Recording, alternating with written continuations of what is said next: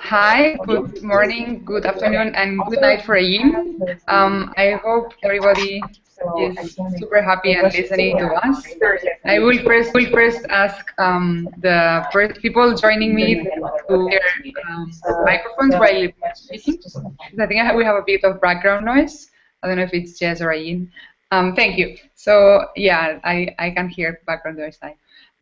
So I'm sure you remember us. This is Climate Tracker. My name is Anna, and I will be in this webinar today with you. And we have with us Ayin, who is also working for Climate Tracker, and she will be the social media person. So if you see that Twitter is updating and Facebook is replying to your questions, it's her. And then we have our special guest for today. His name is Jesse Bragg, and he's the media director of Corporate Accountability International, a great organization that does a very interesting job on keeping accountable many institutions and organizations. But today, we are specifically talking about climate change and fossil fuel industry with him. Thanks for being here, Jess. Good morning for you. Good afternoon. Thanks a lot for having me. Great, it's great to have you here. First of all, I would just remind the trackers what is all this about, just in case they have like little doubts. Remember that this is, so today it's Monday, so the beginning of the second week of the second publishing window. You have time to publish your articles until the 15th. So 15th is Sunday. You can still email a lot of editors and get your articles out there. Remember that we have two topics. The first one is energy transition, and we had a very nice webinar with Laurie from Greenpeace last week. And the other topic is democracy, corruption on the fossil fuel industry and how it affects our democracy. So that's the webinar we are having today and why we have Jess here with us. Remember to submit your articles through the form, and please email if you have like any questions. And we hope you find this information that we will provide you today through this webinar very useful to write. Just with that, I think we can start asking Jess some questions. And the first one is really easy and simple. We want to know what Corporate Accountability International is and what are you doing? Right on. Yeah, I hope I can answer this one. So Corporate Accountability International is an organization based in the United States that for over 20 years has challenged different forms of human rights abuses driven by transnational corporations. We got our start challenging Nestle's marketing of infant formula in the Global South, which the World Health Organization attributed to over 1 million deaths in the late 70s. And from there, we've taken on the nuclear weapons industry, the tobacco industry, water bottling and privatization, and most recently, now the fossil fuel industry and what that industry has done to delay, water down, or completely block climate policy. At least over the last 20 years, but we're finding out, and as we'll talk about a little bit later, it's looking more like the last 40 years, if not more, of that kind of interference. Yeah, 40 years, it's much more than our life, like most of the trackers we are not even close to that age. So that's a lot for us. So the question I have for you will be related to this. So you know that our trackers have to write about the fossil fuel corporations and how this affects democracy. So I would say how the big polluters are affecting our political system. Yeah, it's a great question, and certainly in every country it could look a little bit different. But what we know across the board is that there are two main areas of interference. There's what happens locally in national and state governments, and then there's what happens at the international level. I think most of the damage we see around the world is done at the national level via direct lobbying, bribes and/or campaign contributions, different ways that the industry curries favor with those that are writing the rules for different countries. And so by the time a lot of those officials arrive in Bonn, for example, or in Paris last December, they have been manipulated or influenced by the fossil fuel industry. And what that does is limit what we're able to do internationally. It limits the ambition we're able to come through in the Paris, we were able to come through with in the Paris Agreement, and also in national action, because it creates a conflict of interest between the priorities of the fossil fuel industry, which is, despite what they may say publicly, they have profit incentives to continue to extract and sell and burn fossil fuels, which are completely counter to sound climate policy. And so until we can find a way to separate those two priorities, we're going to continue to see less than ambitious action, or less than the action we need on climate change. And that's one of the reasons, and we can talk, and I can go into a little more detail on this, why, while the Paris Agreement was an incredible diplomatic success and achievement and is a great starting point, it's not getting us where we are, where we need to be. You know, some estimates say we're looking at a 3.6 degree world under the commitments in the Paris Agreement. And a lot of that is due to global north countries and their sort of inability to make more ambitious commitments because of the influence of the fossil fuel industry. Oh, that sounds really interesting. And I'm sure our trackers would love if you could provide some examples, maybe country examples or something like this, because then we have a better idea of what we're talking about. Yeah, absolutely. And you know, we try not to focus on the U.S. When we talk about our work, because so much of the effects of the problems we face in the world are felt disproportionately in the global south, and so that tends to be where our focus is as an organization. But when we're looking at the problems of a lot of the problems that we face in the world, especially when it's something like the fossil fuel industry and what they're doing to climate policy, it all comes back to the U.S. And I don't know if anyone has seen the revelations of Exxon and ExxonMobil recently, but a series of investigations revealed that Exxon, before it merged with ExxonMobil, and actually in some of the studies when it was Humble Oil back in the 1950s, was spending millions of dollars studying the effects of burning fossil fuels on the environment. Later on in the 70s and 80s, I believe, and even more recently, they've made plans to accommodate the effects of rising sea levels, more intense weather, while at the same time they've continued to deny or mislead the public about the truth of climate change. So they're preparing their business for the effects of climate change while telling the public that there's nothing to worry about. And what's really troubling, and I think affects all of us around the world, is Exxon is one of the largest fossil fuel corporations in the world and is active with a lot of the same groups that are part of the UNFCCC process. So if you look at, for example, let's see, the Chamber of Commerce, the U.S. Chamber of Commerce, the International Chamber of Commerce, Competitive Enterprise Institute, these are some groups that are they were present in Paris, and had access, just like anybody else, to delegates. And so when you start to put these pieces together and look at the web of influence, you wonder how a corporation that spent 40 plus years denying climate change, calling climate policy unreasonable, and giving millions of dollars to elected officials, especially in the U.S., to deny climate policy and block it in Congress, for example, how can they be part of the solution? How are we letting them exist in this space that's supposed to be about finding a solution to many of the problems that they're driving? And the last thing I'll say on that is, just this year, a group in the UK called Influence Map released an assessment of fossil fuel industry lobbying, and found that last year, 2015, the fossil fuel industry spent over, I think it's $81 million pounds or $115 million lobbying against climate policy. And these are some of the same corporations that are now pretending to be part of the solution within forums like the UNFCCC.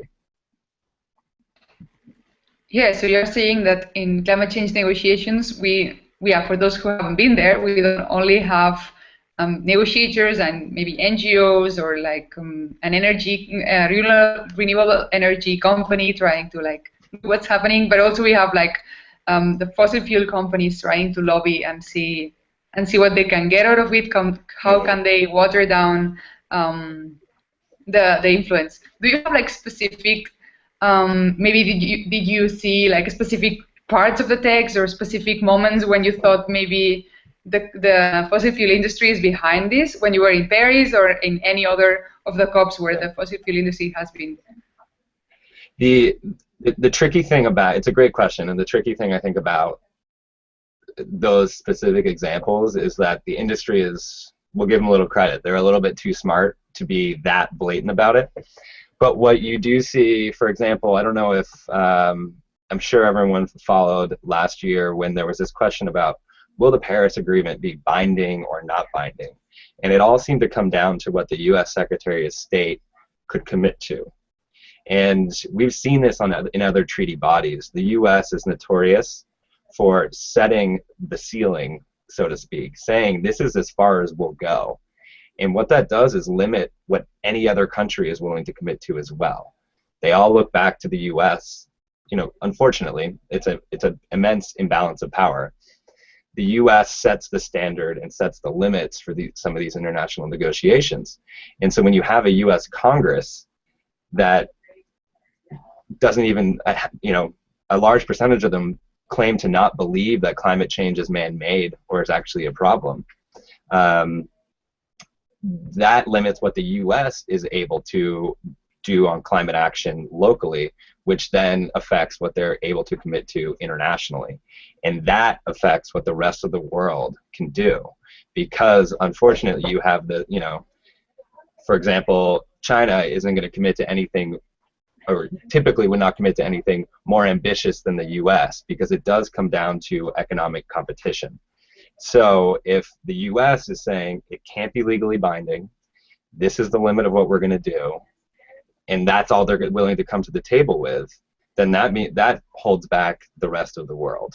And it's, you know, while countries in the South Pacific, for example, may be willing to commit to a lot more, and certainly understand we need to commit to a lot more, their commitments are very helpful, but the problem isn't with the fossil fuel burning or extraction in the Maldives, right? That's just where the problem is manifested. The problem is in the global north, you know, industrialized countries, that's where all the pollution is coming from, and that's where we need the most action. And that's where you have that political dynamic that's held back by the US and the fossil fuel industry. There was a report that came out last year that indicated US members of Congress that received money from the fossil fuel industry during their campaigns were 7% more likely to deny climate change. And so that's what we're dealing with here, and it holds back the entire globe on climate action. Whoa, so sometimes it always comes back to the US. That's with that's the really good problems, to it hear. seems. Yeah. Yeah, especially with the problems. Yeah. Yeah. So I was thinking maybe, so we see how it affects international because of the US and because all these subsidies and things that we give to the fossil fuel industry, but how would that work in another country? Like there's countries that are building like huge amounts of coal plants, for example, the Philippines or Indonesia. Do you think there's also kind of a lobbying behind it? Can we see it? Are there reports behind that demonstrate that? It doesn't have to be in countries, yeah, but right. like in other places that it's not as obvious to see now as the US. Right. Yeah, and that is, I guess there's a couple things there. One is I would say the first is countries like the US and then many parts of Europe, Australia, for example, when they're not willing to take action there's a question of whether countries like Philippines, you can see a natural conflict there. Well, why should we slow our fossil fuel industry down or our expansion of these projects down if they're not taking appropriate action? Because there is still the need for economic development, especially as it relates to other countries. And so I think the same thing is happening across the world. The question is to what extent. And certainly if we had the ability to see more ambitious leadership coming from a lot of the fossil fuel majors, the ones that are historically responsible for the most pollution around the globe, that would spark more ambitious action locally. And then the other question is, what are those that are responsible for the most pollution and emissions around the world? What are those countries bringing to the table to help the transition of those that are currently developing, and in many ways see it as their right and their need to do that development? How do we help those countries do that in a way that's not going to further the problem? That is very much a responsibility of countries that did it on the backs of those that are now developing. And so we're working right now to pull together some of the more local examples of either subsidiaries of major transnational fossil fuel corporations and what they've done locally. But it doesn't take much digging to find a subsidiary of Exxon or a subsidiary of Total that is operating in a somewhat nefarious way in different parts of the world. And I will follow up as soon as I have that with everyone. Thank you, Jess. So yes, it looks like they have a very powerful lobbying position, and I was wondering, what can we do to counter lobby this? What can civil society or NGO lobbies, like what people like me, you, and the trackers that are listening to us can do to change or to water down some of these situations? Yeah, that's the central piece of our work right now. The first piece, perhaps the most important, is shining a light on what's going on. For all too often, we've just assumed that many of these industries and the groups that represent them we've seen them as partners in the solution. But we need to take a little bit of a closer look and see what they've done over the last 20, 30, 40 years as part of the solution. There's a saying, sunlight is the best disinfectant, and that's what media, that's what journalism is all about, is shining a light and sort of making it very clear what is actually happening behind the scenes, because these groups, these corporations, depend on darkness in order to accomplish what they're trying to do in the world. So the more we can expose what's going on around the world, the less of this interference will happen. And then in terms of long-term policy, and I've talked with a group of trackers about this before, but there's a treaty at the World Health Organization called the Framework Convention on Tobacco Control. It came into force in the mid-2000s and now represents countries that represent over 90% of the world's population. It's been ratified by that number. And one key piece to that hadn't existed in an international treaty before was this provision called Article 5.3, which prescribed a set of good governance policies that prevented the tobacco industry from affecting public health policy at the national level. And so that's sort of the key here, is we need to, however it is appropriate within the climate treaty, we need to get that idea in there. We need to recognize that there is a conflict of interest between those corporations whose profits depend on burning fossil fuels or extracting them in some way. Once we can acknowledge that as an international community, then we can finally start making policy that addresses it. But so far, there has not been an acknowledgement at the UN level that Total or Business Europe, as a representative of NG and other big fossil fuel corporations, has no incentive to push the kind of policy we actually need in the world.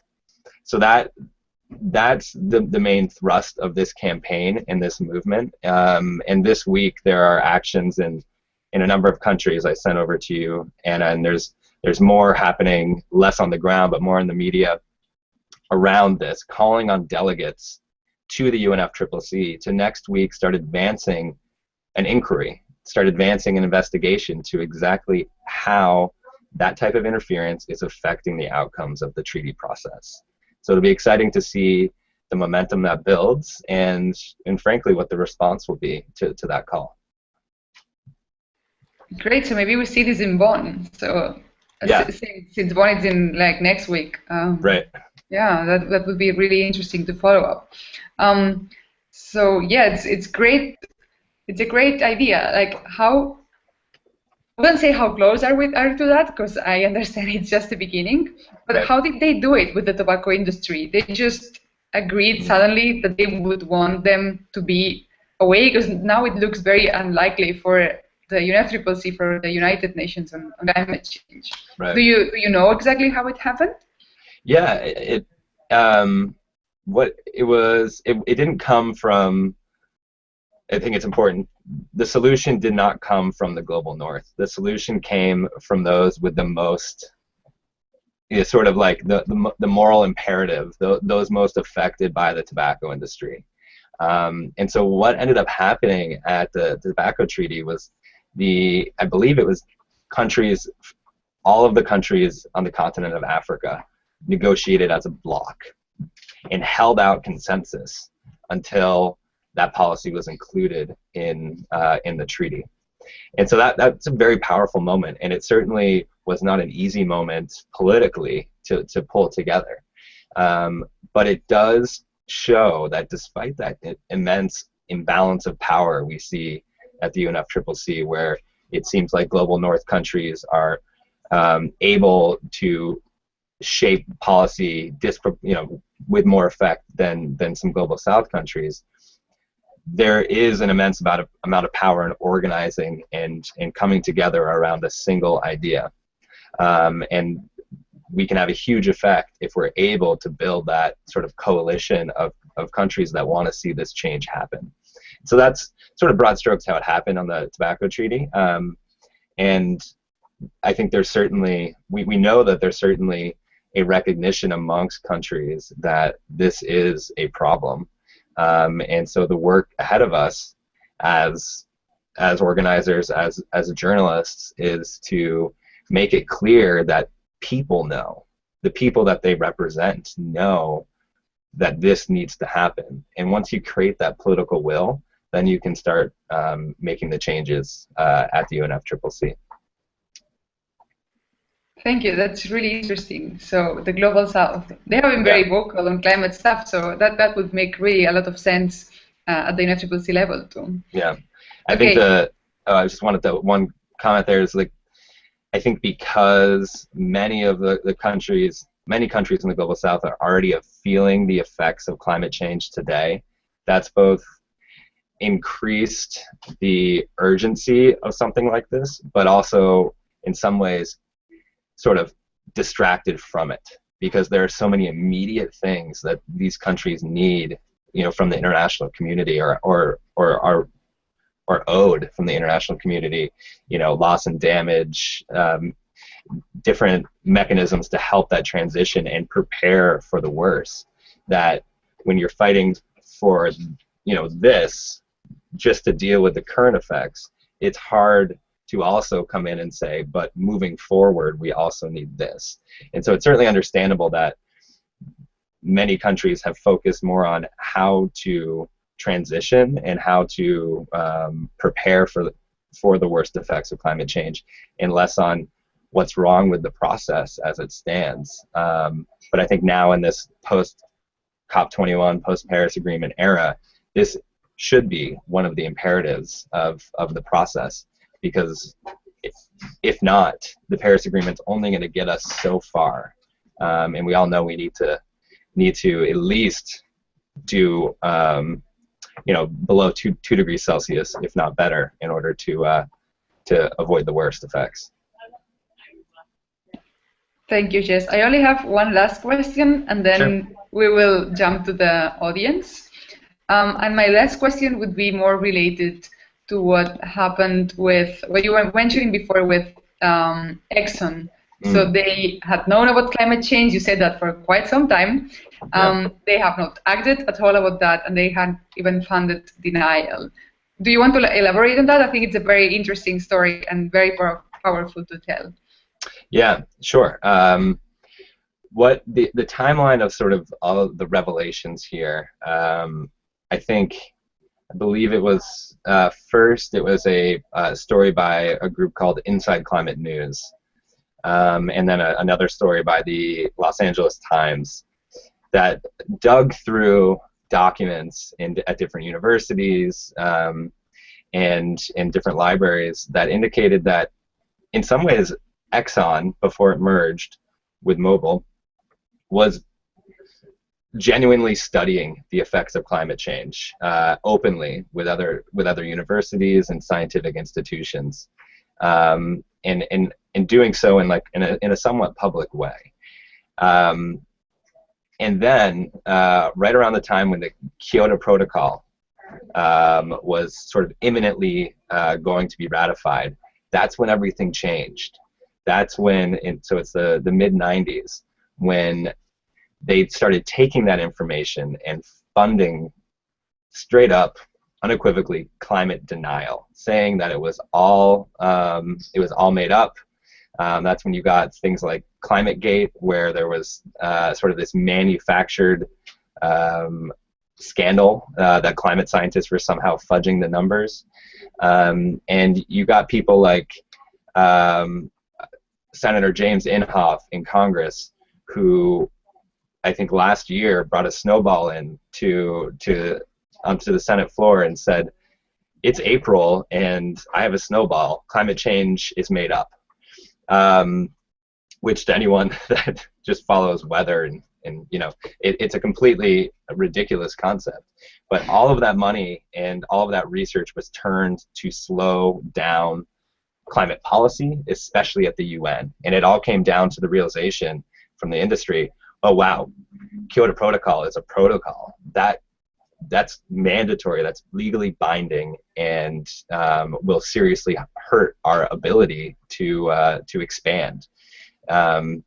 So that was sort of the first revelation, and there's a great timeline that Inside Climate News puts out. I think I may have shared it with you, Anna.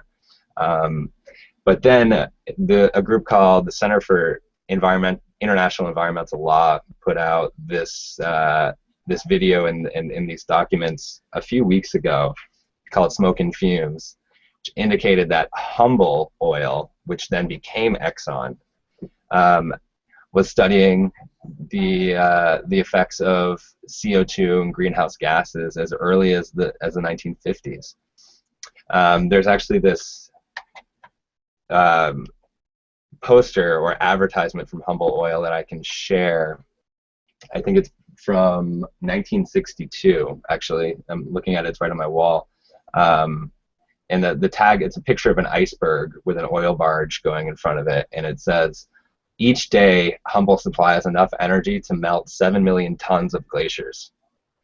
And the irony there is, it's funny, it's also a little disturbing, because they knew exactly how effective, exactly what their products were doing, and they used, in some ways, it's perverse. They used that as an advertising campaign, and so that just shows how far back this goes, and in many ways how much of a head start the fossil fuel industry had on the science. They knew.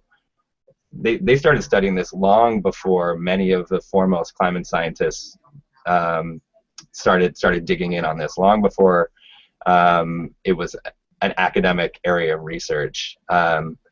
So when science caught up, when we started studying it and figuring out how to prevent it, they already knew all the answers, and in many cases used that science to argue against it and prevent real action from happening.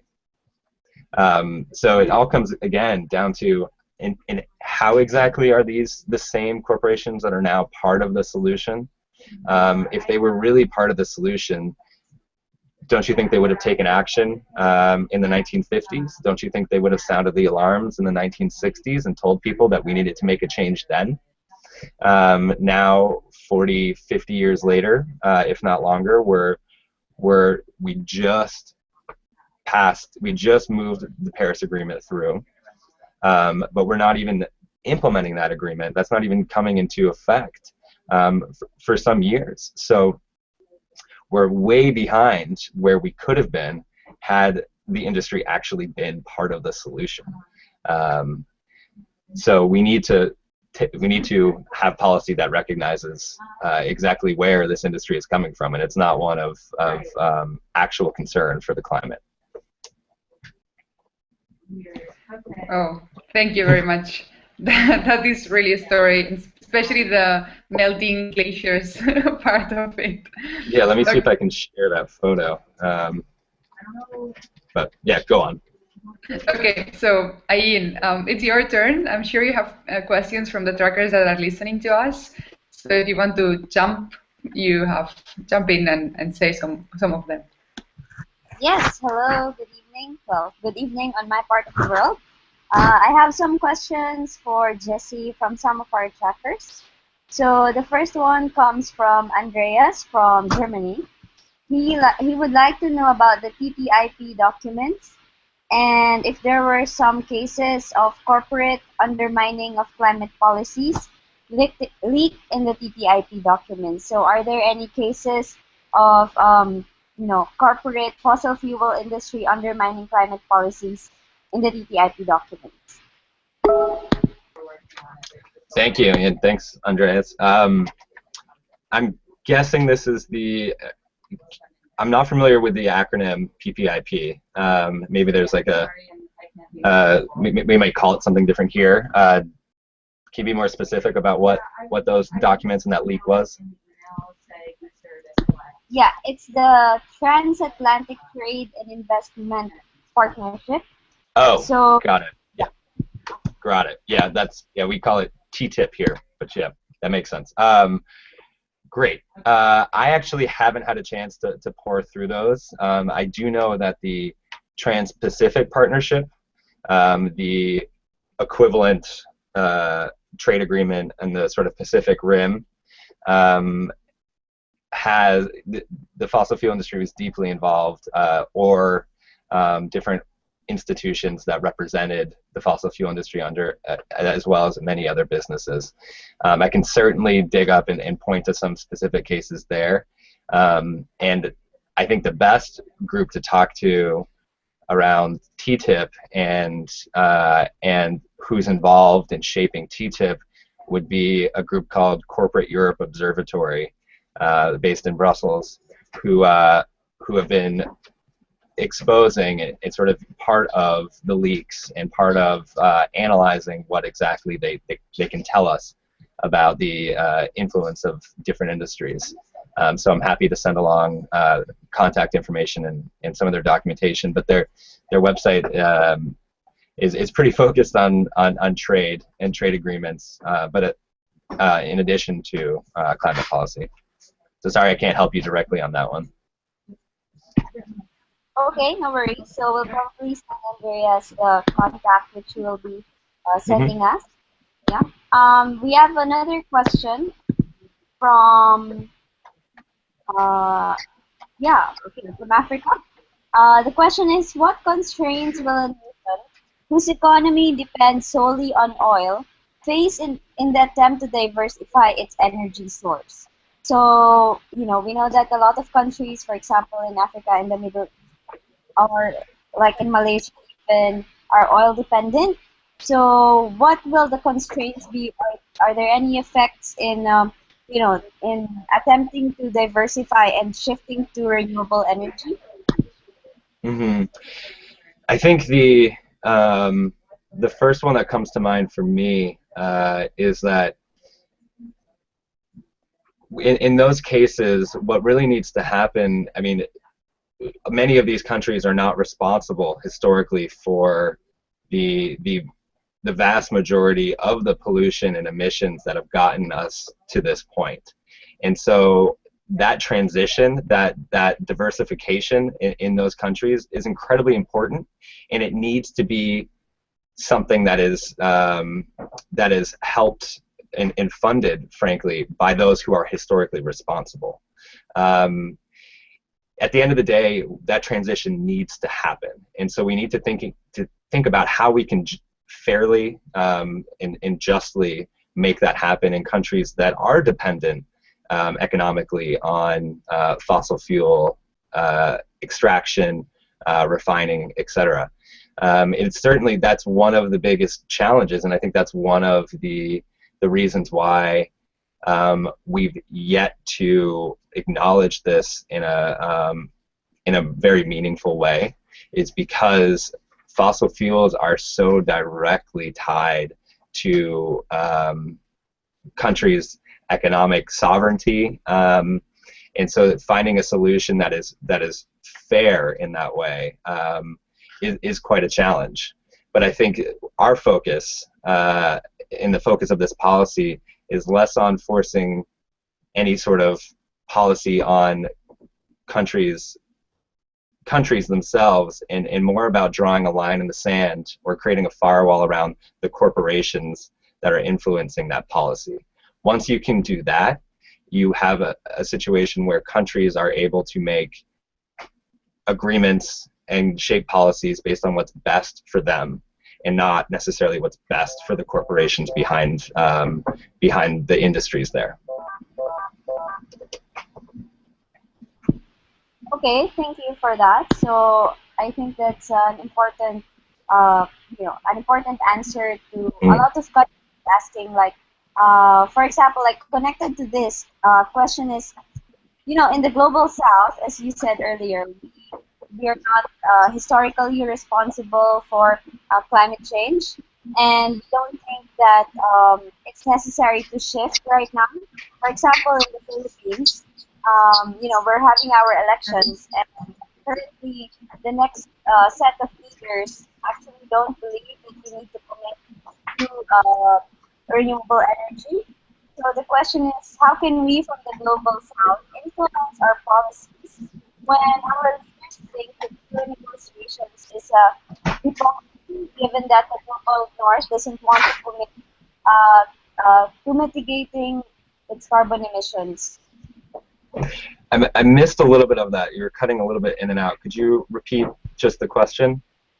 Okay, sorry. So the question is, how can we from the global south influence our policies when our current leaders think that the UN negotiations is a hypocrisy, given that the global north doesn't want to commit to mitigating more carbon emissions?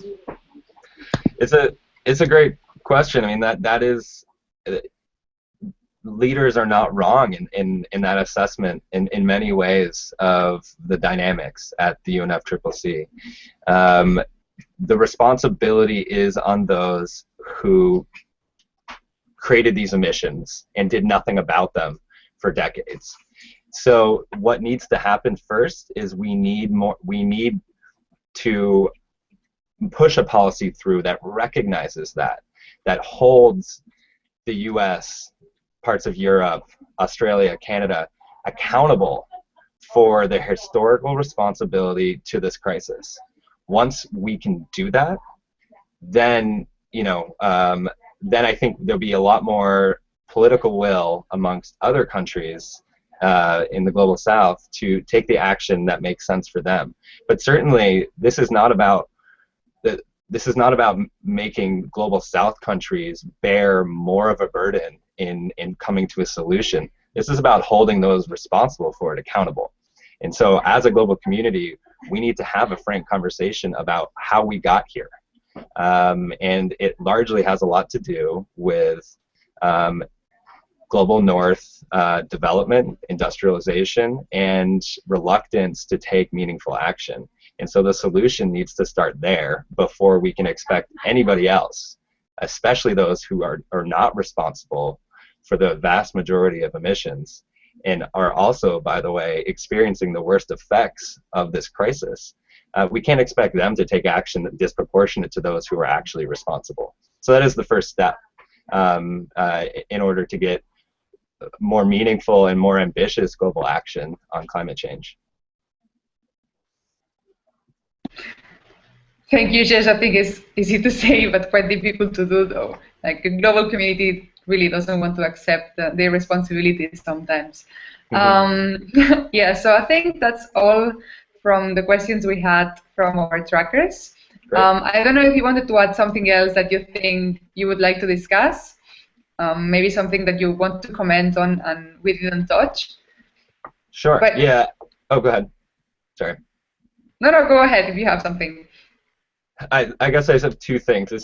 I guess the first is, this is a controversial issue, and I know it's something that you can and you can talk about freely some places, and it's a little bit more controversial and hard, especially to write about in different settings. And if anyone is interested in writing on this and is a little bit concerned about how to best navigate that, I would love to have a one-on-one conversation or another conversation about different ways we can tell this story without necessarily being as blunt as I've been today. It is important to start this conversation regardless of how it is done, but what we can't do is what we want to avoid is not having the conversation because it may ruffle some feathers.